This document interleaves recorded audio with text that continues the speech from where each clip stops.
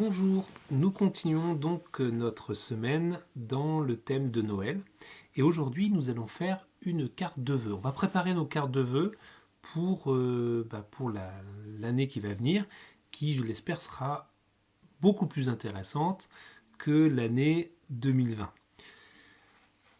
Informatiquement, je pense que pour le coup, vous avez appris des choses, ça vous a permis quand même d'avancer. Ce confinement aura au moins eu cet avantage. Et puis moi, ça m'a permis aussi de tester les cours en ligne, en fait, depuis un petit bout de temps, j'y pensais. Et là, pour le coup, ça m'a permis de vous proposer ces cours et de voir que vous êtes beaucoup à regarder, que ça, a priori, ça vous intéresse.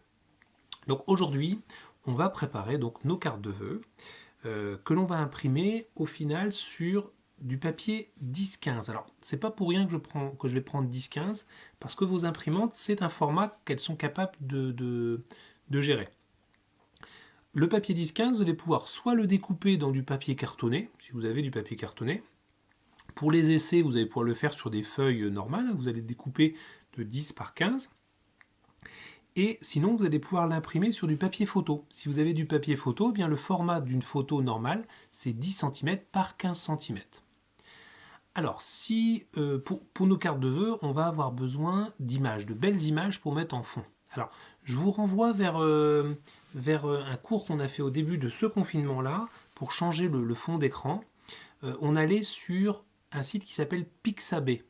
Alors ce site Pixabay, il est toujours bien sûr disponible et vous avez possibilité de trouver de très belles images. Alors je vais aller sur Google Chrome pour vous montrer comment est-ce qu'on télécharge une image. Donc je vous remontre en fait. Donc on va sur pixabay.com. Donc c'est un site où les images sont en grande partie gratuites. Donc on va choisir la neige, parce que pour notre thème de carte de vœux, c'est peut-être ce qu'il y a de plus simple en fait. Alors méfiez-vous, souvent les premières images dans le haut sont des images payantes. En fait, c'est sponsorisé, vous voyez, de chez eStock. Donc si jamais on va dessus, c'est une image qu'il faudra acheter en fait, tout simplement. Vous voyez, on a voilà, ces 3 crédits, etc. Donc nous on ne va pas prendre ça évidemment. On va descendre un petit peu, vous allez voir que les images d'en dessous ne déméritent pas du tout par leur qualité. Elles sont vraiment très jolies, vous voyez, il y a très belles images en fait. Alors, vous allez pouvoir chercher là-dedans l'image qui vous correspond le plus, celle que vous trouvez la plus jolie. Enfin, d'ailleurs, vous pouvez en prendre plusieurs pour vos cartes de vœux. Alors, moi, je vais en choisir une. Je vais prendre celle-ci. Je trouve qu'elle se porte bien parce que c'est une belle image avec un grand espace qu'on va pouvoir écrire. Par exemple, je n'irai pas forcément choisir cette image-là, qui est très bien, mais on n'a pas tellement d'espace à écrire, quoique on pourrait peut-être écrire quelque chose au-dessus de la personne, 2021 par exemple, pourquoi pas. Bon, à réfléchir. Alors moi j'ai dit, donc je prends cette image-là. Donc pour ça je vais cliquer dessus, et on va me proposer sur la partie de gauche de télécharger l'image gratuitement. Donc je clique dessus, on va me proposer plusieurs formats d'image. Alors bon, ça n'a pas tellement d'importance, je ne vais pas prendre le plus grand, je vais prendre celui qui est préconisé, ce sera très bien. Et je clique donc sur télécharger. À partir du moment où je clique sur télécharger, on va me demander de cocher une case, et peut-être qu'il est possible qu'on vous demande de cliquer sur une image, par exemple de cliquer sur toutes les images qui représentent un vélo ou une voiture par exemple. C'est pour prouver que vous n'êtes pas un robot, que vous n'êtes pas en train de récupérer toutes les images du site pour en faire un commerce derrière. Donc j'ai coché la case et je clique ensuite sur télécharger. Alors, on me propose de faire un don si je veux, ça c'est votre souci, vous avez le droit de rémunérer les personnes qui font les images derrière. En tout cas, ce qui est important, c'est que l'image, vous voyez en bas à gauche, s'est téléchargée sur mon ordinateur, et en fait, elle s'est téléchargée, alors je vais faire afficher dans le dossier, elle s'est téléchargée, alors c'est pas la première fois que je la télécharge, je vous avouerai, dans le dossier qui s'appelle téléchargement. Donc ça, voilà, on le garde en tête, c'est dans le dossier de téléchargement, puisqu'on va en avoir besoin tout à l'heure. On ferme tout, et on va ouvrir notre programme préféré du moment, c'est-à-dire OpenOffice. Donc vous cliquez 2 fois dessus. Et ensuite, vous allez ouvrir, bien entendu, Texte. Donc vous cliquez sur Texte. Alors moi, je vais agrandir la page. Alors on a utilisé déjà un petit peu de texte hier pour faire les polices d'écriture. Vous vous rappelez qu'on avait 2 polices d'écriture. On va pouvoir d'ailleurs les utiliser aujourd'hui, hein, pourquoi pas, au contraire, hein, on les a téléchargés pour ça. Mais avant tout, on va changer le format de notre page. Donc pour ça, vous allez aller sur Format, puis Page. On change le format de la page. Donc on clique sur le mot Format, puis sur le mot Page. Vous n'allez pas forcément trouver dans la liste ici le papier 10-15, mais c'est pas grave, on va nous le mettre en le personnalisant. Alors il y a quelque chose qu'il faut savoir, c'est que le papier dans l'imprimante, on le présente toujours dans le sens le plus long, c'est-à-dire en largeur on va mettre 10, et en hauteur, donc vous voyez je sélectionne en fait avec ma souris, on va mettre 15, d'accord? Mais nous on va l'utiliser au format paysage, c'est-à-dire dans l'autre sens. Par contre dans l'imprimante, il faudra toujours bien le présenter dans le sens le plus long. Ensuite, les marges, je vais les mettre à 1 cm. Alors, je ne sais pas si vous vous rappelez, on a déjà fait ça. Je mets 1 cm et pour passer dans la case d'en dessous, je vais appuyer sur la touche qui est juste à gauche du A, c'est-à-dire avec la double flèche. On appelle cette touche tabulation. Vous appuyez une fois dessus, donc ça sélectionne la case d'en dessous, vous mettez 1, tabulation, 1, tabulation, 1, et encore une fois tabulation pour valider le tout. Et ensuite vous cliquez sur OK. Donc vous avez créé une carte de 10 cm en hauteur pour le coup, hein, et 15 cm de longueur, avec une marge d'1 cm, c'est la marge de votre imprimante. Donc c'est la marge où on n'ira pas écrire en tout cas. Hein. Alors maintenant on va insérer notre photo que l'on a téléchargée tout à l'heure. Donc je clique donc sur insertion, sur le mot insertion, hein, pas les petits dessins qui sont en dessous. Je descends jusqu'à image, donc insertion, image, et à partir du fichier. Insertion, image, à partir du fichier. On va donc, alors, je vais me mettre sur image parce que c'est sûrement là qu'on va vous emmener. On va vous emmener dans un répertoire qui ne sera pas forcément le répertoire, le dossier téléchargement. Sur le côté, vous allez chercher téléchargement et vous allez cliquer dessus. Du coup, vous devriez voir en haut apparaître votre image, l'image que vous venez de télécharger. Vous cliquez donc 2 fois dessus pour l'insérer à votre document. Le programme est fait de telle façon que l'image va se mettre pile dans la largeur autorisée. Alors vous pourriez laisser comme ça, c'est très joli, hein, il y a un espace blanc tout autour.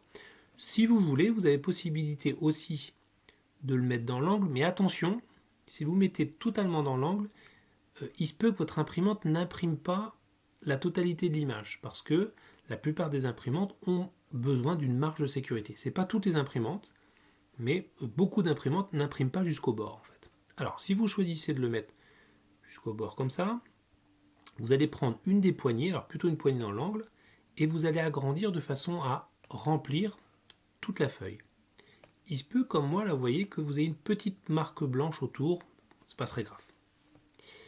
Alors, une fois que vous avez fait ça, vous cliquez à côté pour annuler la sélection de votre document. On ne peut pas écrire directement comme ça, c'est assez difficile de mélanger des images et du texte. Pour pouvoir mettre du texte dans votre carte, il va falloir sélectionner les outils texte et pour ça, vous allez cliquer sur le petit crayon qui est en haut. Afficher les fonctions de dessin. Cliquez dessus et va apparaître en bas une nouvelle barre d'outils avec différentes choses. On peut mettre des rectangles, des ronds, des personnages, des flèches, etc. Et on peut écrire du texte. Donc je vais cliquer donc sur le T de texte. Maintenant, je vais aller dans ma carte et vous avez vu que ma souris a changé. C'est une croix avec un espèce de petit i qui symbolise l'outil texte en fait. Je clique, je reste appuyé sur le bouton gauche de ma souris et je vais plus loin pour créer une fenêtre de texte tout simplement. Et je lâche. Maintenant, vous avez vu que cette barre ici a changé un petit peu. Elle s'est adaptée en fait à l'outil que j'utilise ici, c'est-à-dire une zone de texte. Je vais écrire en centré, c'est-à-dire mon curseur va se mettre au milieu, et je vais choisir la police d'écriture, une des polices d'écriture qu'on a téléchargée hier, alors qui s'appelait, alors c'était avec un H il me semble, hop, GH, voilà, Hello Christmas, voilà.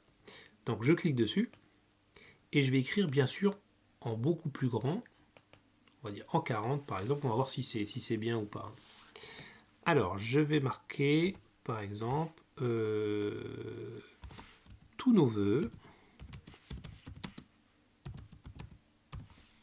Je passe à la ligne pour cette nouvelle année. D'accord ? Peut-être que le A, alors, de toute façon, ça va le faire tout seul, je pense. Voilà. Quand je fais un espace, ça le fait tout seul. Vous voyez, les majuscules ont un petit symbole en plus, donc elles sont sympas. Donc même si on ne met pas forcément tout le temps des majuscules, c'est sympa de le mettre ici en fait. Je passe encore à la ligne. Ouais, c'est bon, ça le fait. Et alors attention, vous vous rappelez, dans cette police d'écriture là, on n'a pas les chiffres. Si on tape les chiffres, on aura ce genre de choses là. Alors c'est pas grave, ce qu'on va faire, c'est qu'on va changer de police d'écriture. Donc on va prendre, moi je sais pas, j'en prends une. Hein. Vous n'êtes pas obligé de prendre exactement les mêmes que miennes. Hein. Je vais prendre Adobe Gothic. Vous l'avez peut-être pas forcément sur votre ordinateur, mais prenez autre chose, c'est pas grave. Hein. Et je vais taper donc 2021. Alors j'ai peut-être été un petit peu trop bas, voilà, je vais mettre comme ça. Donc c'est pas mal, mais le souci c'est que c'est pas tout à fait, voilà, c'est en noir, ça pourrait peut-être être une couleur un petit peu plus festive. Donc je vais sélectionner tout ça. Alors si vous avez l'habitude d'utiliser ce programme, vous allez voir qu'il va vous manquer ici l'outil qui vous permet de vous mettre en couleur. Pour aller l'ajouter, il va falloir cliquer sur la petite flèche qui est tout au bout ici. Ensuite, vous allez aller sur bouton visible et dans la liste, vous allez choisir couleur de police. Vous voyez, bouton visible, couleur de police. Voilà. Et dans la couleur de police, donc c'est ce bouton-là qu'on vient de faire apparaître, on va cliquer sur la petite flèche qui est juste à droite et on va choisir une couleur qui fait un peu Noël, c'est-à-dire du rouge. Alors, il y a plusieurs rouges, hein. Vous avez le choix, hein. Moi je prends du rouge. Voilà, donc j'ai écrit en rouge mon texte. D'accord ? On peut faire encore un peu mieux que ça. Je vais sélectionner encore mon texte. Je vais cliquer maintenant sur le texte que je viens de sélectionner avec le bouton droit de la souris.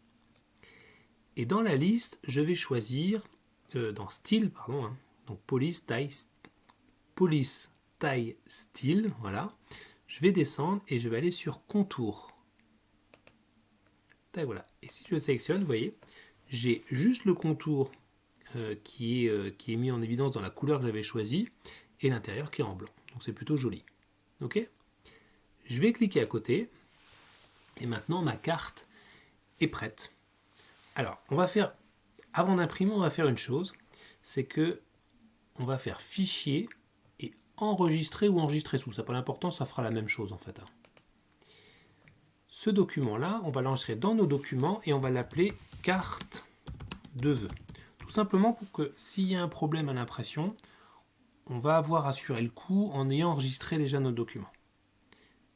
Et j'appuie sur Entrée ou alors je clique sur Enregistrer. Voilà, donc mon document est enregistré, je le vois parce qu'en haut c'est écrit carte de vœux.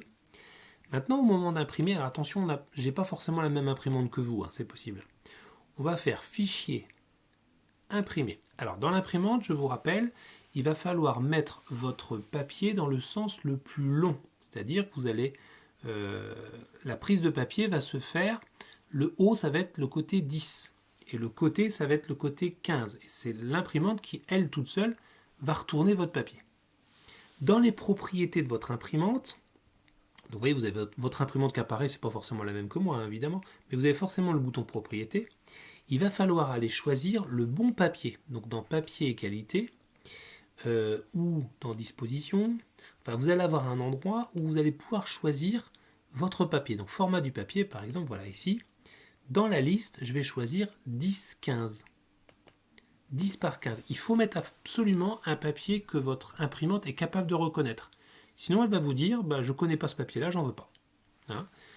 Si on vous le demande, prenez plutôt papier photo, même si ce n'est pas forcément du papier photo, comme ça l'imprimante imprimera bien, sans forcément dépenser plus d'encre, mais elle imprimera doucement et bien. Et puis dans la qualité d'impression, vous prenez la qualité optimale. Vous avez juste à appuyer sur OK et l'impression va démarrer. Je ne le fais pas là parce que mon imprimante va faire du bruit et vous n'allez plus rien entendre. Et vous cliquez donc sur imprimer et ça partira pour une impression. Faites d'abord une page bien sûr avant de faire une grande série. Hein. Voilà, faites-les une par une ou quelques-unes, 2 ou 3 par 3, pas plus. Hein. Et après, vous n'avez plus qu'à envoyer vos cartes de vœux. Alors, vous pouvez me les photographier. me les envoyer comme ça, me les envoyer par la poste, pourquoi pas. En tout cas, j'ai envie de voir vos réalisations, donc n'hésitez pas à m'envoyer des photos de vos réalisations une fois imprimées, ou alors tout simplement vos fichiers OpenOffice enregistrés et envoyés par mail si vous savez faire. Voilà, je vous souhaite une belle journée et puis je vous dis à demain. Au revoir.